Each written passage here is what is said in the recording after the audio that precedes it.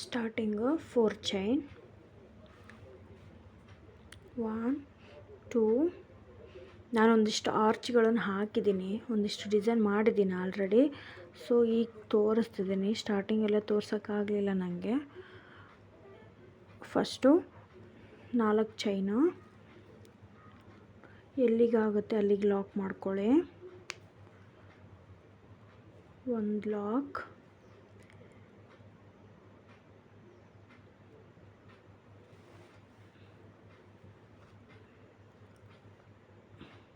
Lock ಆದಮೇಲೆ 3 chain, 1 2 3 chains, 1 bead ಹಾಕೋಣ.